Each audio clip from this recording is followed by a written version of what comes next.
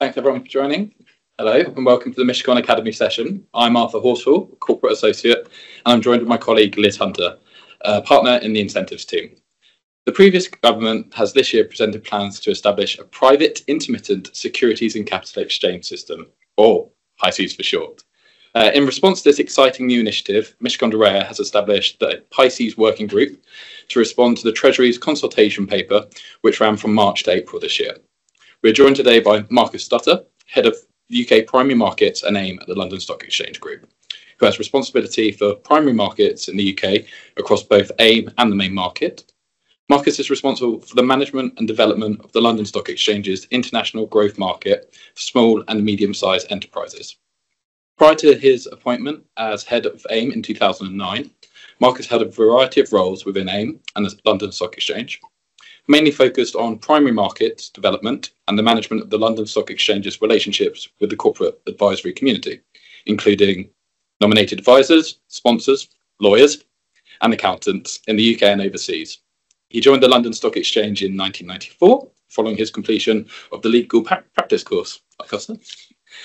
We will discuss the PISCES platform in further details in this conversation, but as a brief summary, a PISCES, because there potentially is multiple platforms, is the proposed trading platform which will provide shareholders of private and not public companies a secondary market to trade their securities to new and existing stakeholders on an intermittent basis. Liz, do you want to the first question? Sure, Marcus, thanks for joining us. We've been fortunate to be engaging with the London Stock Exchange Group for quite a while on the opportunities and, let's be honest, some hurdles and challenges around the introduction of PISCES. Could you perhaps explain a bit more about LSEG's role and how this sits within the wider capital markets reform and Mansion House? Yeah, sure. And it's great to be here today. And I think it is important to think about PISCES as part of that broader package of reforms, which really is quite unprecedented in the UK. So my CEO, Julia Hoggett, some of you may have heard refer to this whole package as sort of the 5 fingers and a glove. And the reason that she came up with that analogy is because it is so comprehensive. I think a lot of people were like, okay, so this is going on and that's going on. How does it all fit together? And those sort of 5 fingers include obviously the recent rewrite of the main market listing rules, which we might come on to talk a little bit about later. The reform of corporate governance and sort of reinstilling that sort of comply or explain mentality in the UK. So there's the sort of that bit on the company side, and then the FRC's review of the stewardship code on the investor side. And then there's the reform of pension funds. It's been discussed very, very widely in the UK how our pension funds have reduced their allocation to equities over the last sort of 25 years, and particularly to UK equities, having gone from a sort of 50% holding in their portfolios 25 years ago to now, quite a bit less than 5%. So, that has been a big sort of de-equitisation. And, to a certain extent, that's been a global trend. But I think, our UK institutions have gone further and faster than many other globally, and are significantly underinvested in the domestic economy. And that's obviously where the Mansion House Compact comes in, which is the sort of voluntary compact from now the 11 biggest funds to allocate up to 5% of their funds into private companies by 2030. And in that definition of private, that would include companies on growth markets, sort of such as AIM. So the access to capital and the pensions piece is clearly a key pillar. And then you've got the review of equity research and making information on companies more freely available. And I think sort of linked to that is the whole inclusion of retail investors into our markets. And then PISCES as a crossover market is the sort of the 5th finger or the 5th leg in that. And then the glove is very much around the culture. And I think on a number of levels, people have either just sort of over recent years, and particularly since the financial crisis, talked about capital markets in terms of pure data, the amount of money raised, the number of IPOs, the size of bankers' bonuses, rather than talking about actually the very direct impact of capital going into companies, creating higher quality jobs, more innovation, and the impact that has on all of us around the world, both in terms of our jobs and prospects, but also the wealth of the country and our ability to save and have pensions for the long term. So PISCES fits very much within that whole sort of reform package, which is something that we and many others have been really sort of pushing on. And it's easy to actually underestimate the amount of progress that's been made on each of those pillars. So that's very much the reform package. I mean, PISCES is a very important part of that. And do you want me to say a little bit more about it now, or come on and talk about that in the next question? Well, perhaps you mentioned kind of access to capital. PISCES is intended to be a secondary market, not sort of a primary fundraising, and it's not intended to replace AIM. So could you perhaps explain a little bit more how it is intended, might fit alongside concurrently the other markets? Sure. I think that's a really important point as well. So in the UK, as Arthur mentioned, I head up UK primary markets, and so I have a regional team based in Scotland, Midlands, London, the South, and we spend a lot of time engaging not only with our existing AIM and listed company clients, but also with private companies. And sometimes that can be a short time ahead of an IPO, but in other cases, actually, I can think of relationships we've had for almost a decade with some companies, and as you see those companies grow and raise capital, one of the things that we really want to achieve in the UK is that companies can start, scale, grow, and stay in the UK. And I think one of the challenges that we've had in the UK for some time is around actually primary access to capital, and companies at the sort of the C, the D round, quite often looking overseas for capital, and then often ending up gravitating towards where that capital has come from. But also, we regularly come across companies that end up either doing primary capital raising transactions that sometimes they don't need to, but just set a reference sort of benchmark valuation. Or in the worst cases, we see companies being sold too early because they need to provide liquidity either to founder shareholders, and that could be angels, it could be founders, friends, VCs, or it could be employees. And so the liquidity aspect of the primary capital and the funding continuum is really important. And what we're trying to do with PISCES is provide much better access to liquidity. That means that companies can continue on their growth journey and they don't get put under pressure by early stage investors or founders or employees to do a transaction because of this pressing need for liquidity. But also, if you bear in mind the rest of the reform package and pension fund reform and the Mansion House Compact, we know that institutions want earlier access to private companies, but they want that access in a way that gives them more transparent and more consistent disclosure, and that gives them not a guarantee but more optionality and certainty around liquidity.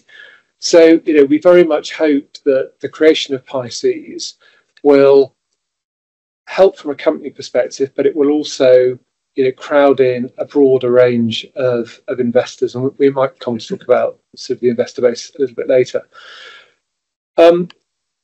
And whilst providing liquidity to private companies is the primary driver, we do also see the benefit of companies being on a PISCES platform and getting into a more regular cadence of reporting of managing a broader set of investors.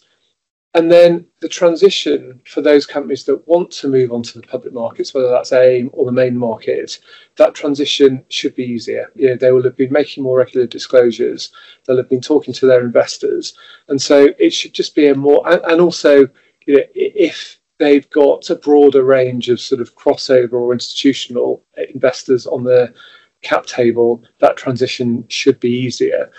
But, we recognise that, as the pool of private capital gets deeper and deeper, there are many companies in the UK and internationally that might never want to go onto the public markets and might actually just benefit from staying on a PISCES venue. So we're trying to provide that broadest range of options, really. Yes, it's that whole package of kind of making it simpler, making it more attractive, but also giving them that experience, as you said, disclosures that then allows them to decide to make that jump. As we've seen, that there's been recent IPOs happening, so the market is picking up in that regard.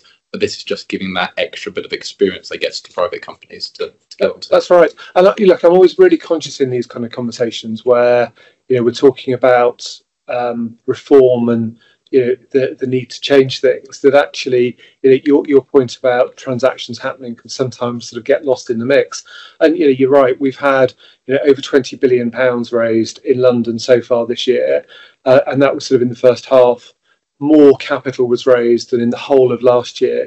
We've had 10 IPOs, which is a lower level than we aim for and that we would like, but we are seeing those IPOs happening, and the split is it's equal. It's 50% on AIM, 50% on the main market, and it's sort of not lost on me that 3 of our first IPOs onto AIM this year have been North American companies coming in this direction, which is counter the sort of the popular and inaccurate narrative of UK companies going the other direction. And the performance of those businesses, there are a number of companies that are up more than 100% on their IPO price. In the sort of further capital raising market, we've seen some very sizable transactions that demonstrate the availability of capital. And also, we've seen some sell downs, including in LSEG stock, where the sort of Blackstone Private Equity Consortium has sold down some big chunk of shares at a premium. We saw the Pfizer sell down in Haleon stock, which is important in this context because it shows the public markets supporting sell downs by private equity and that whole funding continuum actually working. So we've obviously got a pending consultation. We can't in any way predict the outcome of that. Mishcon did respond to the consultation. The timeline for implementing this innovative new platform was, let's be honest, always ambitious. We have since had an election, a change of government from that originally made the proposal. Has perhaps that transition given time, as well as hiatus around regulatory matters, but time to think through more of the practicalities of putting this in place? There will be some benefits from having that sandbox phase, not entirely a kind of a beta test pilot, but something that allows refinement and evolution to get things up and running efficiently. What do you feel is crucial to be getting right for the platform to be successful at the outset? So, first of all, sort of on the timetable, we were sort of saying earlier, this is one of those projects that sounds so simple. The idea is that you provide liquidity, periodic liquidity for private companies. Job done. And then, as soon as you start digging beneath the surface, it becomes complicated, quite quickly. And the whole concept of PISCES, and previously known as the Intermittent Trading Venue, came out of a couple of sentences in the Wholesale Markets Review that Treasury published probably 3 years ago now. And in the period since those couple of sentences, we and Treasury and FCA have consulted really broadly on a sort of an informal basis prior to the consultation document formally being published with potential companies with the investment community, with private equity, with venture capital, to really understand what the challenges and the opportunity is. And so when the consultation document was published earlier this year, although we'd spoken to a broad range of stakeholders, it was really positive to see how much progress had already been made. Because you will all be a lot more familiar than I am with the fact that our legislation envisages private companies, or it envisages public markets. The concept of the crossover just doesn't exist in our legislation or in legislation really anywhere else in the world. And we said from the outset to government, we think there's a real opportunity here, but if we're going to do this, we need to do it with a regulatory framework that provides proper underpinnings and some certainty. And so, we weren't asking for sort of regulatory allegiances around the Companies Act. We wanted a proper framework, and that's what makes this a kind of a global first. I think, but it is complicated. So when the consultation document was published, whilst we had engaged quite broadly, it was the first time that people really saw all of the key building blocks laid out in one place, and the sort of the parameters that this would be a secondary liquidity venue. It wouldn't be a primary venue.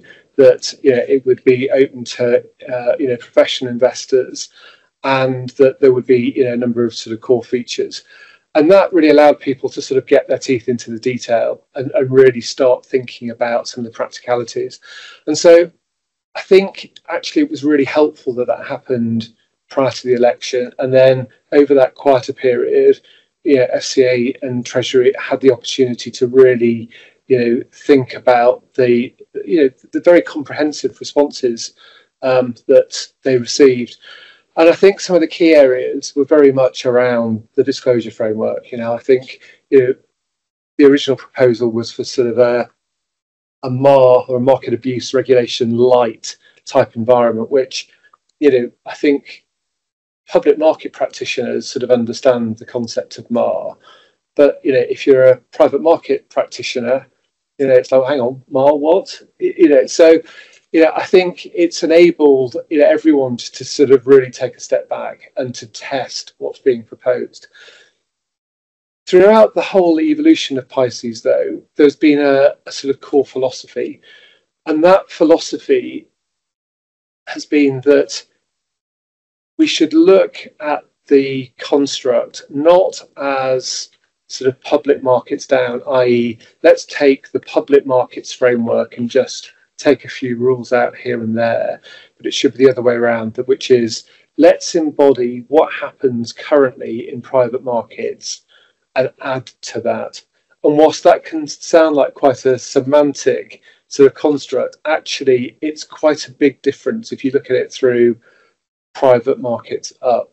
Because what we're trying to do with PISCES, and this, I know it's been a long time to get to the answer to your specific question, but the whole point of the PISCES regulation and framework should be that we allow companies to continue to operate as private companies, but with additional and enhanced disclosure in the run-up to auctions.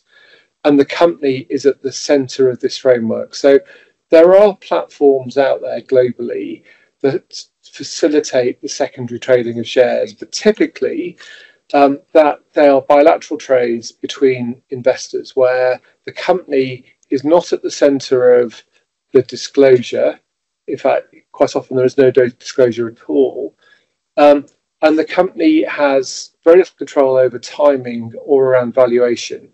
And so that can leave companies sort of feeling that they're a little bit out of control, that if a large investor or a couple of investors do a bilateral trade, that might be at a significant discount, often 40, 50, 60% to the last sort of perceived valuation of that company, that they've then got a lot to do to sort of justify why they think their valuation is different to the price at which that trade takes place. So PISCES puts the company back in control over timing, disclosure, and with the ability to sort of set the parameters for trading. So quite a lot in there, but our goal is really to make sure that the company is very much at the centre and that we retain a lot of market practice that exists in private markets, rather than sort of making companies go through a whole range of additional process or disclosure. I guess on the flip side of that, there is the regulation as well around the PISCES platform, so giving investors that confidence in PISCES traded shares. Absolutely. And with any market, with any venue, you've got to have that balance, whether it's public markets, whether it's private markets. You can't have things that are tilted just in favour of either investors or corporates. So a lot of the conversations, over the last 3 years have been about how do you get that equilibrium? How do you get that balance? But actually, on a number of the core concepts, particularly around sort of, the being able to set the trading parameters and the volumes, actually existing investors and companies are in complete alignment there. So alongside the consultation paper, the Michigan Working Group have been running their own survey, which is still available online if anyone online would like to participate in it. And I think the link will be available on LinkedIn as well. And we've seen that just generally that the interest is very high in the PISCES platform. However, I think we spoke about this, understanding what the PISCES platform might be initially and who it might be relevant to both companies and investors. And who do you see being able to participate on it? And probably more importantly, the kind of shareholder base of those companies. Appreciate this might change as PISCES evolves. Yeah. So, I mean, what's been really fascinating and actually really rewarding over the last couple of years is just seeing the number of use cases for PISCES platforms to just continue to evolve and develop. I think when there was the sort of the initial sort of transparency that some kind of an intermittent trading venue was being developed, but at that point there wasn't very much detail about what the framework would look like and how PISCES operators would operate their venues. There was that created uncertainty, and I think some of the larger companies that we're talking to sort of thought, oh, is this quasi public market? And some of the smaller companies and the smaller investors were sort of thinking, well, is this only for larger companies? What is really coming through though is that across that funding continuum, or the size sort of spectrum, or the the stages of growth that companies are at, this need for liquidity is a real need. And the number of companies that have come forward and have said, actually, this is really interesting. We're already operating sort of processes internally for employees to have access to liquidity, but it's taking us an awful lot of time, and it's sucking up board time, and the board are using Excel spreadsheets to try and manage the volumes and the price and the frequency. And equally, the number of private equity houses that have come forward and have said, actually, we are hiring people to try and manage our secondary trades. They're really clunky. The paperwork that's involved, is an administrative overhead. If we could simplify and provide some infrastructure, and really importantly, really broaden out the range of, or the access to the range of investors that the kind of infrastructure that we provide in public markets will end up providing for our PISCES venue, that would be really helpful. So we can see a real spread of use cases for PISCES. I think though it's probably going to be important in the initial stages that some of the first movers probably are at the larger end of the spectrum, where they've probably got a bit more capacity, as we're sort of in a way testing the sort of the processes, that they've got the capacity that, with their advisors to work out what they need to do, and where they might need to make changes to the articles, and that being larger and potentially with sort of broader shareholder registers already, that there is the greatest sort of likelihood of liquidity and investor interest.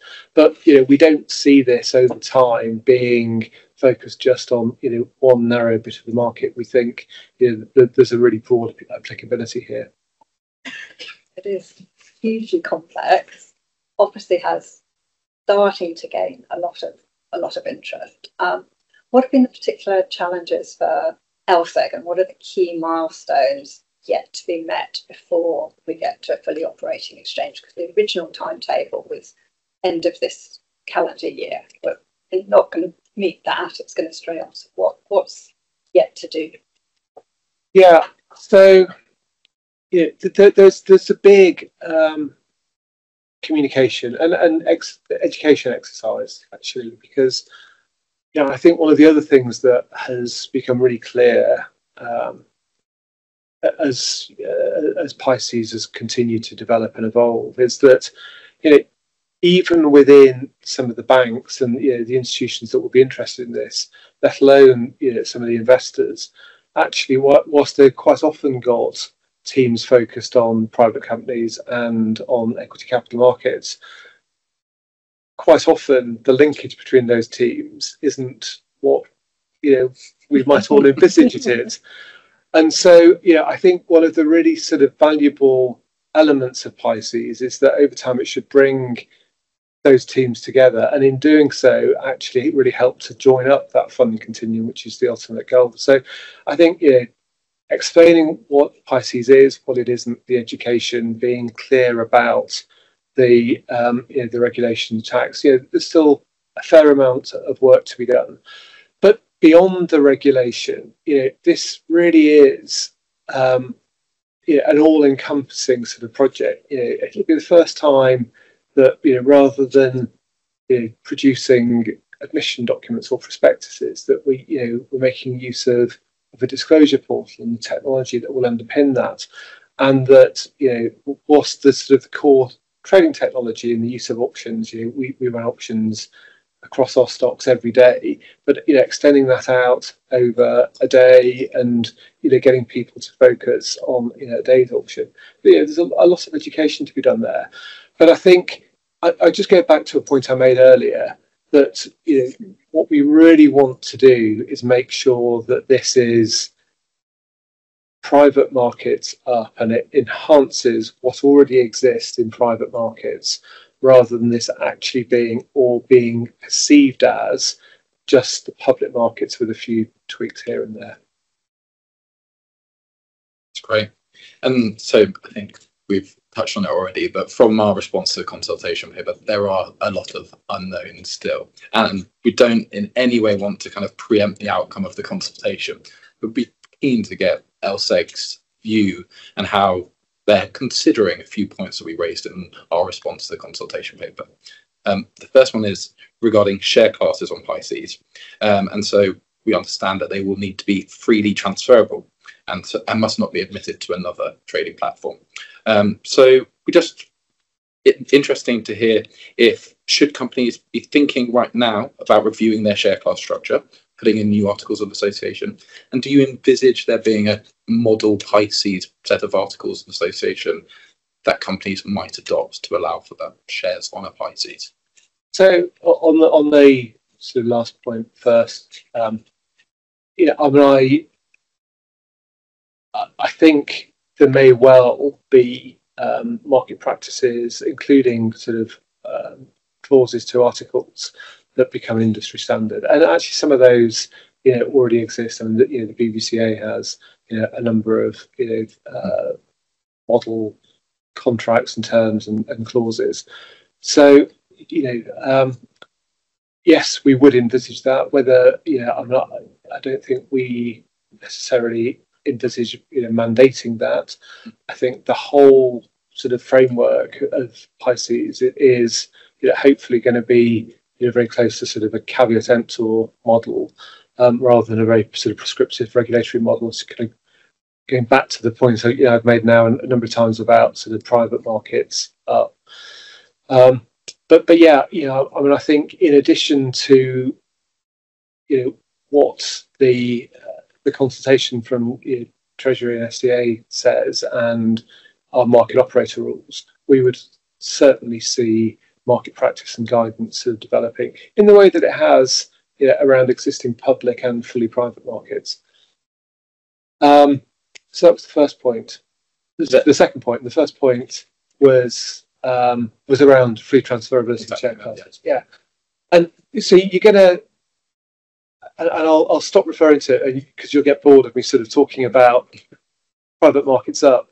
But it's really clear that one of the big differences between private and public markets is that private companies do have much more complicated cap tables and capital structures, and we don't want to enforce on companies that they can only have ordinary shares, and it'll only be the ordinary shares that are traded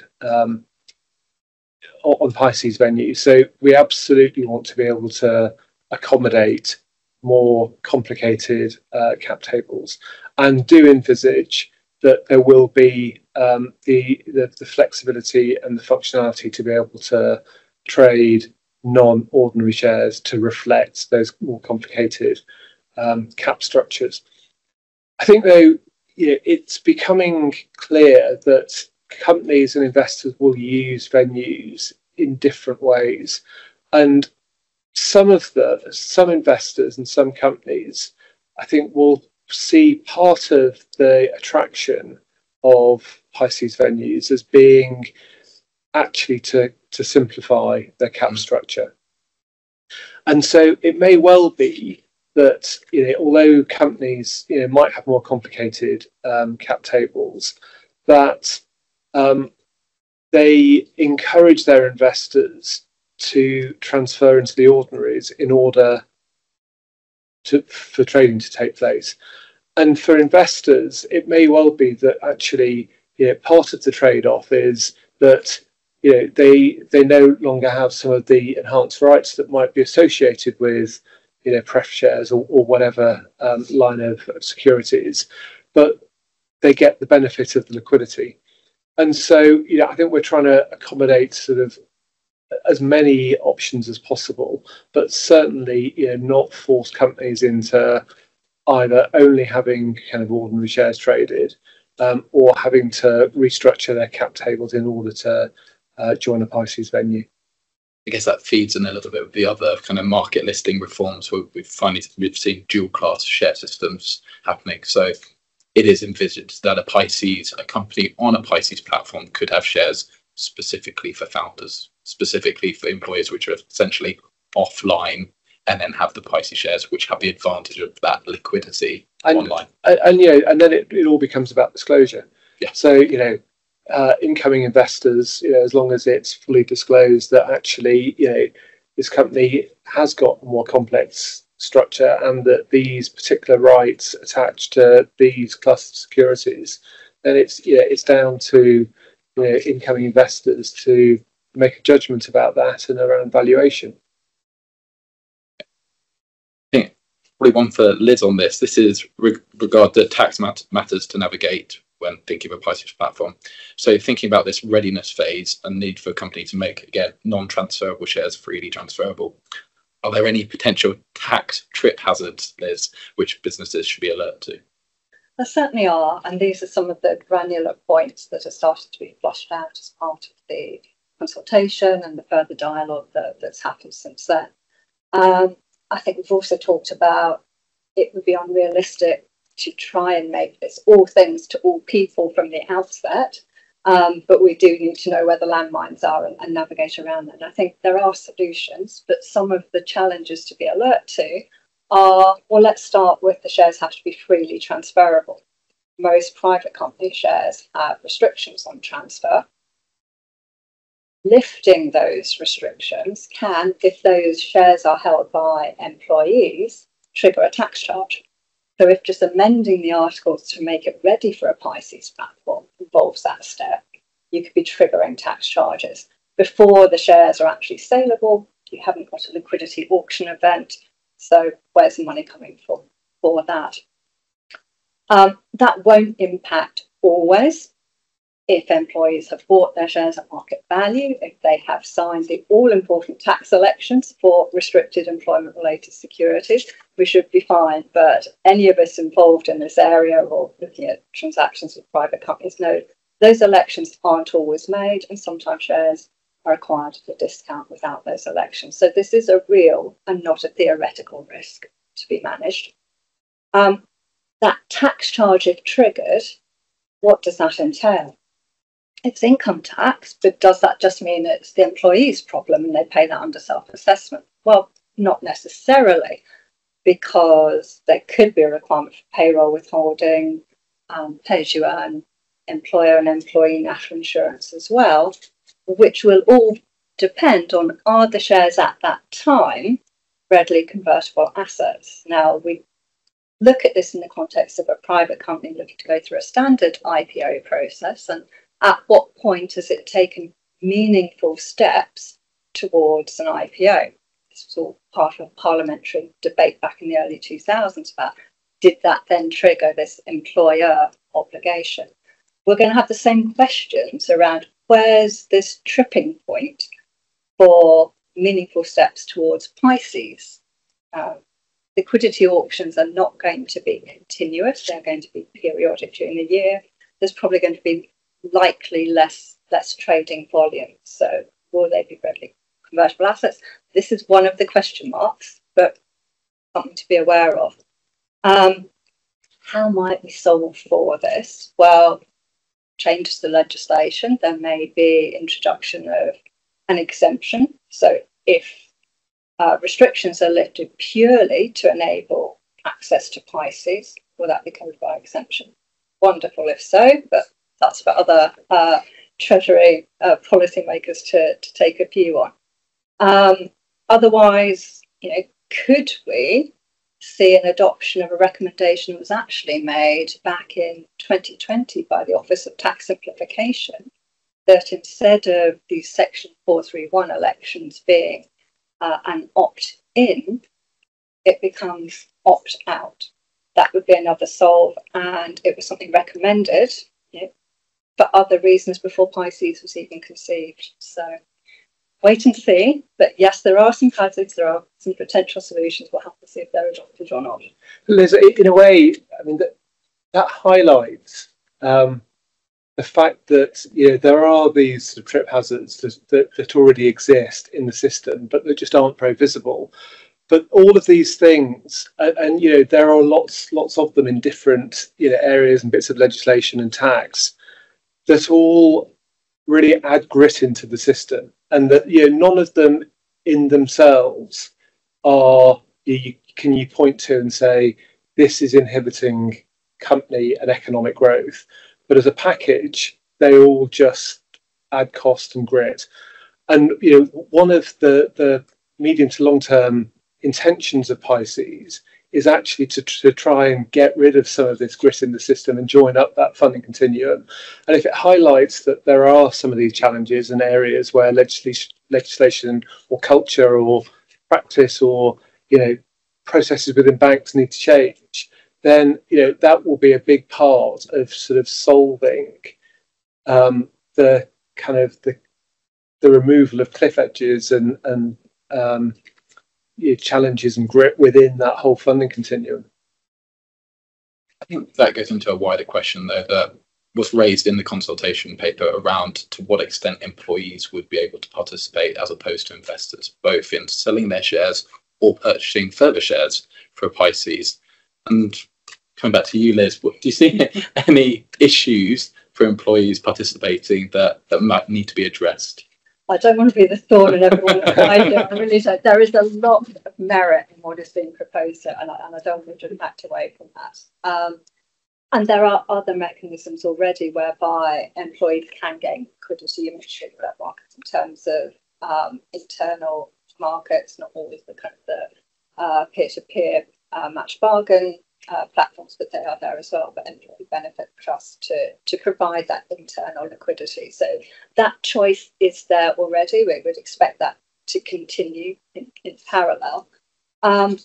Obviously, one of the challenges with employees participating with their shares would have to be freely transferable. So we have the tax issue we previously talked about to navigate.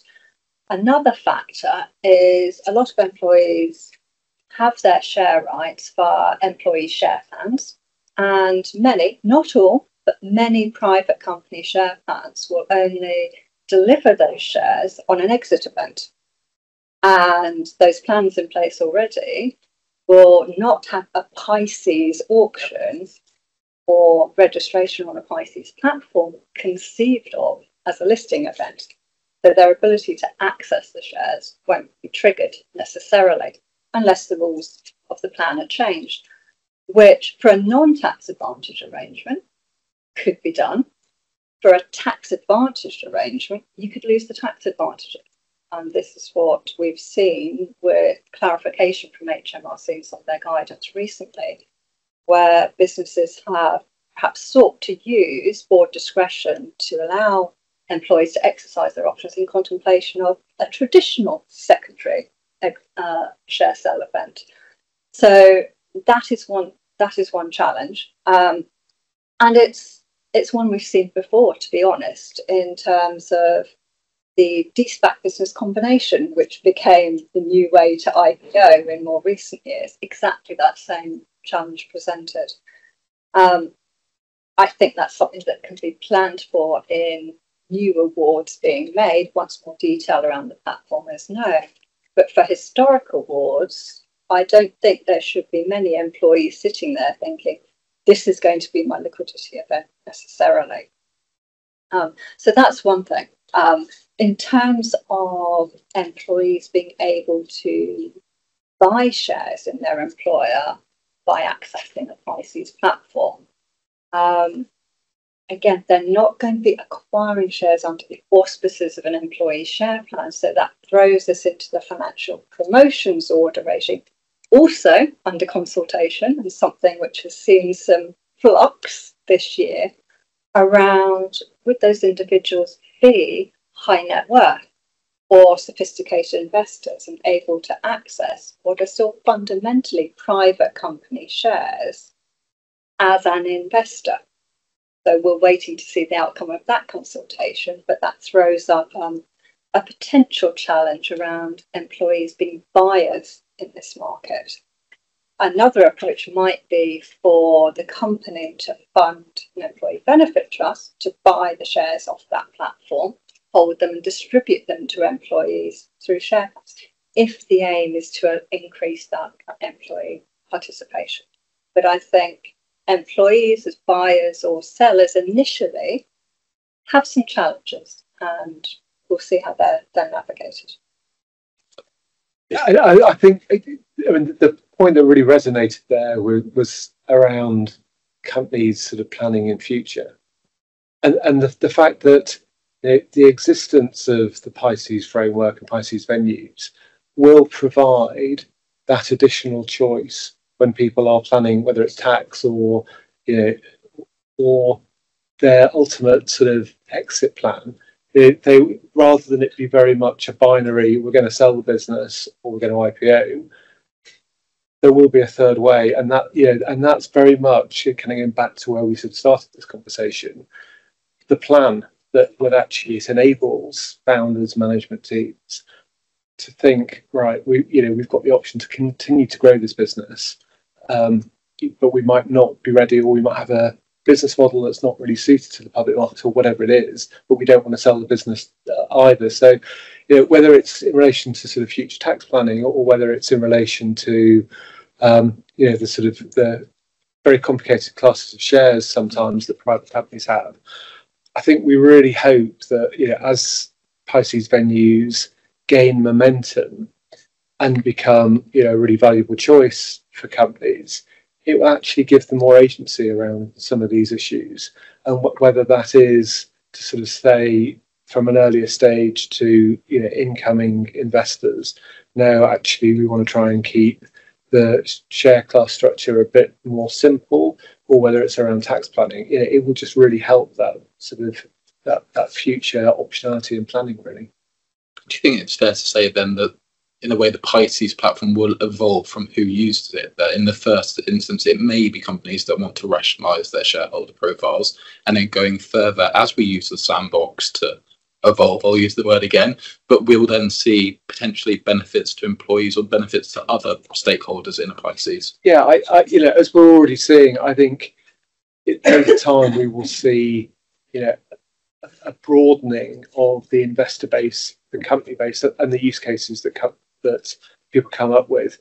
And what's really interesting about that is that we are having conversations with some very large international companies who are saying we can really see the benefit of this. So this isn't, the intention isn't just that this will be a UK only platform. And I think the final point that we noted in the consultation paper was an idea of permissioned auctions, in a way not allowing certain investors to participate in buying shares in a company. And we don't see that on other public markets. So I'm just interested to see how you envisaged a permissioned auction could work on a PISCES. So first of all, this won't be a public market. Just go to keep reading. But we don't see it on public markets. Yeah, no, absolutely. I'm sorry, I wasn't being pedantic about that, but it comes back to this point about kind of the choice and the really hybrid nature of PISCES and why it's sort of so innovative. And for me, one of the real advantages of the very extensive engagement that we've had, and that Treasury and FCA had prior to even sort of publishing that first consultation document, was that it was really clear, both from corporates and investors, that some of them want this ability to be able to restrict who can be buyers of shares. And that could either be that they want to operate a whitelist of approved investors, or a blacklist of those that they wouldn't want to be investors. And they could be potential competitors. They could be potential investors from certain jurisdictions. But that again, coming back to having the company at the centre of this, with that ability to have some control. It is something that's a real feature of the PISCES framework. So like you said, it's private plus, not public. Absolutely. Public light. Great. Well, I think actually we're coming to an end, and unfortunately I don't think we have time for any questions. So I think we'll wrap it up there. I'd like to say a huge thanks again to Marcus for joining us for this Mishcon Academy session. And we look forward to continuing to collaborate with the LSEG on this interesting project. Just as an overall highlight of the digital academy sessions, these are a series of online events, videos and podcasts, all available at mishcon.com. And if you have any questions that you'd like to have answered, or suggestions of what you'd like covered in future sessions, please get in touch with Liz, myself, or by using the Mishcon contact page at mishcon.com/contact. So until next time, take care. Thank you very much.